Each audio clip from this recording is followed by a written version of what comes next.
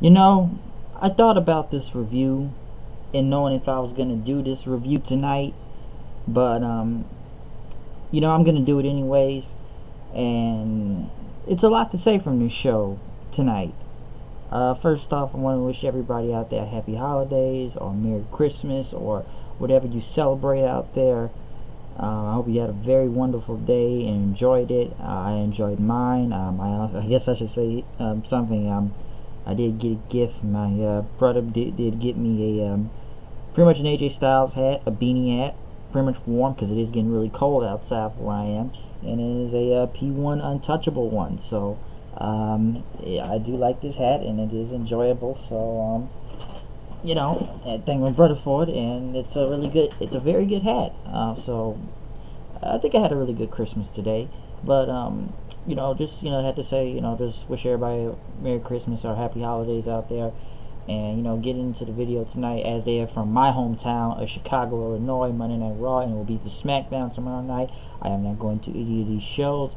I heard the tickets were low as $5, but I'm like, nah, I'm gonna just enjoy my Christmas today, so I'm not gonna go out there to the show tonight, because there was some good, there was some bad, but we kicked it off with John Cena. John Cena was here because reasons. I don't know why. A, to probably get, maybe because it's a draw and they're doing their best attempt to draw people to come here. B, pretty much he's going to be doing some shoot promo. C, he's here to put himself in the Rumble. But as he came out, he did give a fan, a young kid in the crowd, his shirt and his hat since he was wearing the wrong colored one. So he did. It was really nice what he did to give him his hat and his shirt. So that was nice. And the fans chanted Merry Christmas. They say he loves the holidays and everything. And WWE fans like his family. We have up and down, but we all come together though. Until Elias came out. He came out with his guitar and walking with Elias. Next thing you know, a yes chant came out. And Cena said, I want to walk with Elias, he said. And then CM Punk chant. Come on, we knew CM Punk. It's Chicago. It's where I'm from. Punk chants happen. I know I've said this a couple times, but hey, you gotta represent that Bullet Club Chicago too. Chicago, Illinois t-shirts and stuff. So with Punk, with a large Punk chant, Elias looked rattled by it. Sam says he said, and damn Punk, CM Punk will damn near not interrupt me. But Cena says Christmas, he should let the Chicagoans support their fellow Chicagoans. And since there were more CM Punk chants, Cena gave him advice. But Elias had cut him off, and they were like, Cena once again taking his opponents very less likely and looking at him as a joke. But he pretty much got a stool, and as he sat down, Elias is about to sing "Have Yourself a Merry Little Christmas," but he changed the word Chicago and didn't want to spend it here. But Cena told him, "I told you don't do that. You can't call Chicago fans a jerk." And Elias says, "I never thought about that way. So why don't we change the song?" And then it was more pro Chicago as he loved it. And Cena was started singing until Elias, like a weak punch, he punched him, and Cena like he got shot by a bullet for some reason. But Elias pretty much said Chicago's overrated, Christmas is overrated, and my gift is to take you out right now. And by the way, let me also point out too, this whole first hour of the show is commercial free, so this was a very long match. They let Elias get a lot of offense in.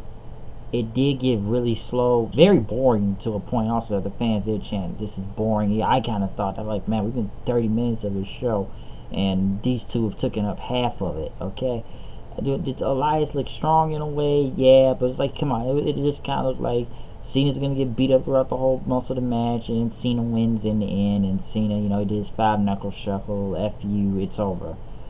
But yeah, the Elias, at least it was the first time we've seen a match from these two. But a lot of spots looked a little bit sloppy at some point. Like I said, they let him get a lot of offense in, but the Cena just kind of came back and went to his whatever 5 moves of doom. But yeah, they let him get a lot of offense in here. Jason Jordan showed up in Kurt Angle's office, pretty much hugging his dad to wish him a Merry Christmas. And Seth showed up and he said he wanted Samoa Joe. since Ambrose is on the shelf for a very, very long time since he's injured. And pretty much Kurt said, you know, it's going to be Rollins and Jordan versus the Bar for the tag team titles. And then Roman came in, and then Angle says, you get Samoa Joe tonight. Merry Christmas. Intercontinental Champion. So we get through this commercial.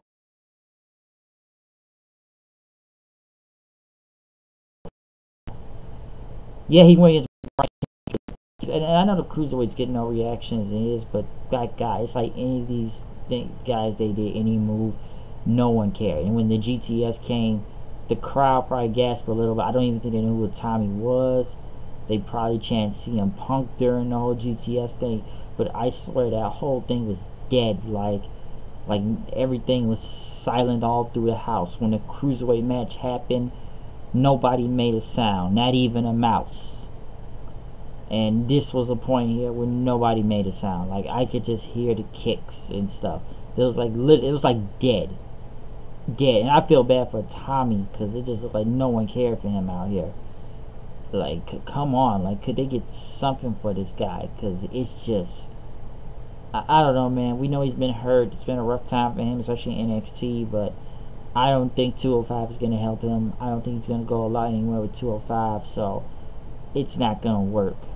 Absolution versus Sasha, Bailey, and Mickey again. At least people were over with Bailey this time, but yeah, Paige and them got the win. I just feel like I've seen the match so many times every week that I don't care anymore. Paige won with the Rampage, and that was it.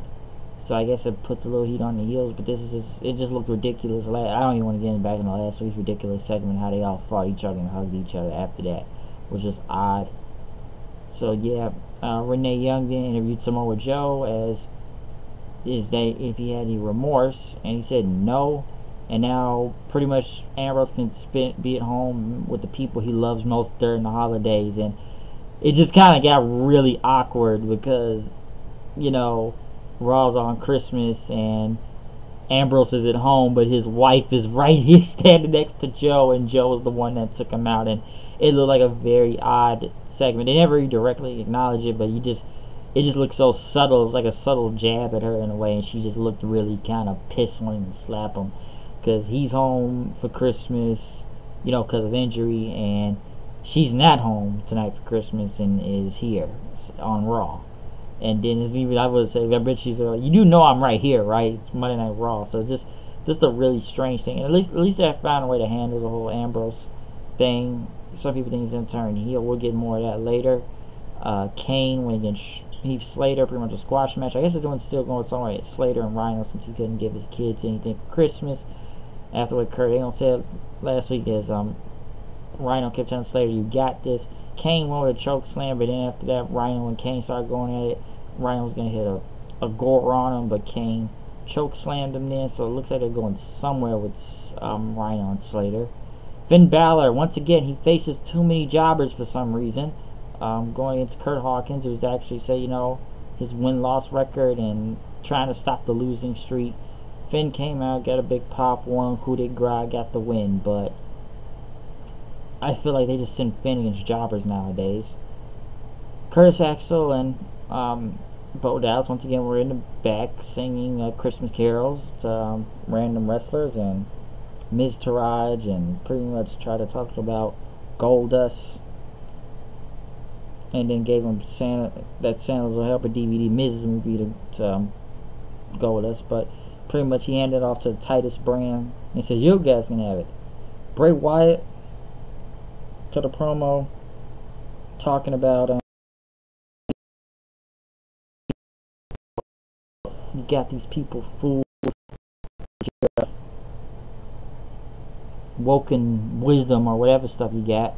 And as he came out saying we're here, which actually got a pop, Hardy pretty much came out of nowhere and pretty much attacked them, and he did delete. It looked like a lot of fans doing delete chants, but it was cool that he did the delete and everything, but the whole laughing thing, and then I did time showing that woken graphic at the end. You don't need to do that every time.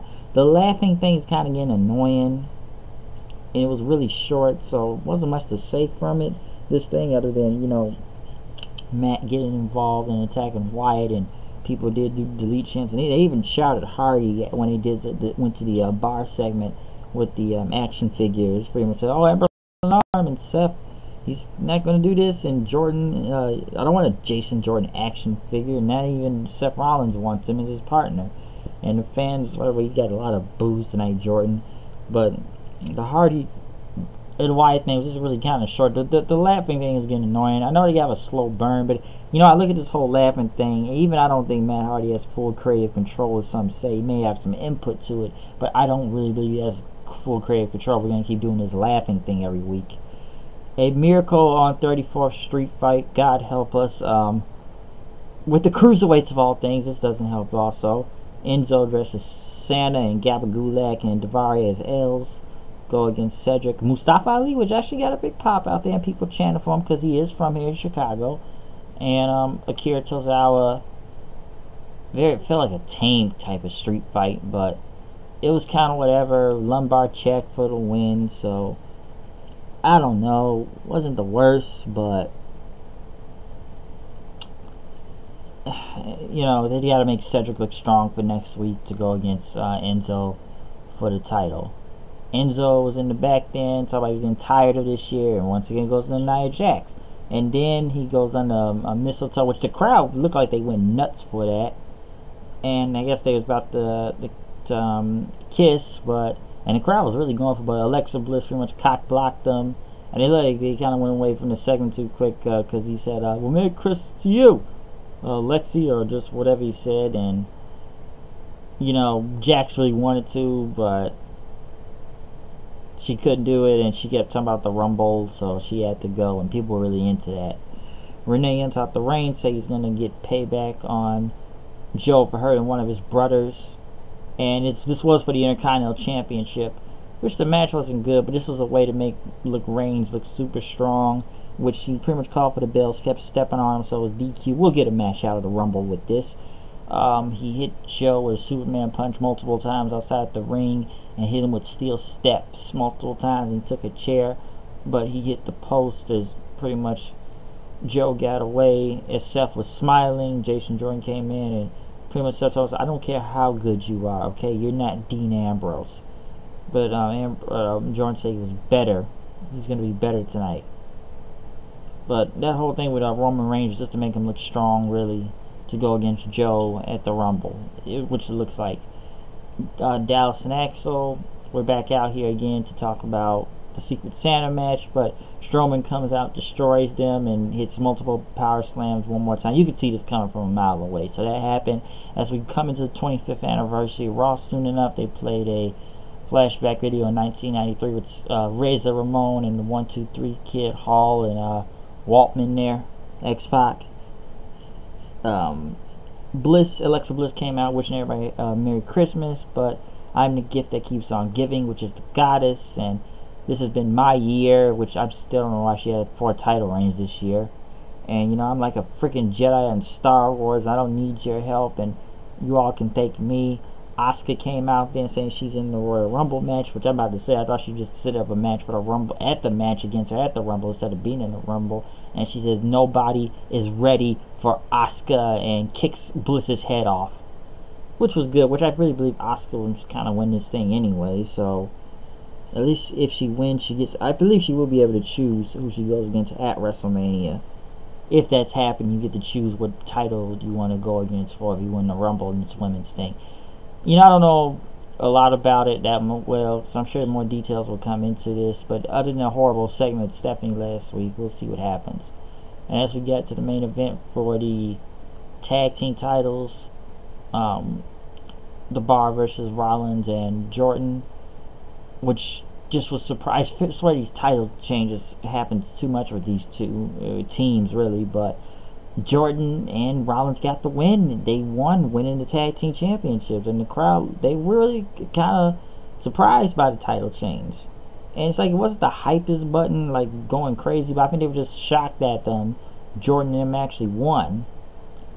But it's like the Bar, they haven't really had the titles that long, and now we're making this into a team. So will this be a long-term thing? I don't know. Some people think that this is going to be a way for when Ambrose comes back, he will be pissed, he will turn heel. um, and everything, since you know he felt betrayed that Jordan is there, and this may give him a reason. But we see there's many months until Ambrose comes back. But this is just a way to point out right now.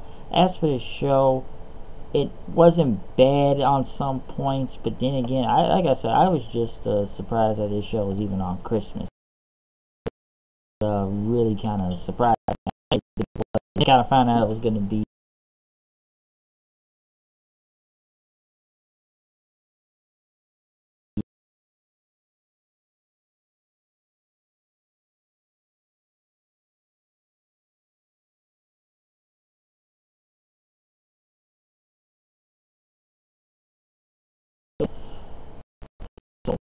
a different tag team soon going with this. As for everything else on the show, like I said, John Cena was here because John Cena is here. I'm surprised he didn't here to promote that Bull movie. But he's here, and I guess he's on Raw.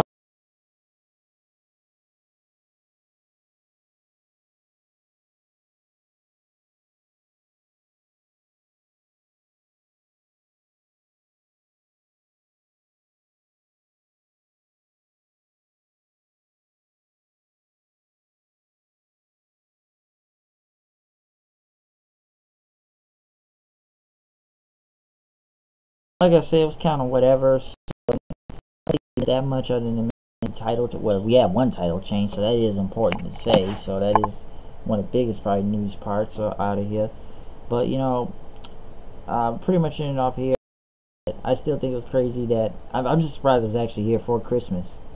Really, I really was. So this show wasn't bad, but I wasn't really gonna go to it. Now, if I went to the SmackDown last year, or where they did that triple main event and Cena came back, okay, yeah, that was like this last SmackDown of the year. That would have been worth it. But not this one. But just to say, you know, I hope you had a great Christmas, great holiday, whatever you celebrate, man. I hope you had a real good one out there. So I just wanted to say that real quick. So happy holidays, comment, subscribe. Yo, it's me, HDD, coming here with the news and reviews. You know I am, you know what I do. Coming back here as quick as a cat. And you know I gotta rock that AJ Styles hat. So I'm out of here. I will see you guys later. Peace out.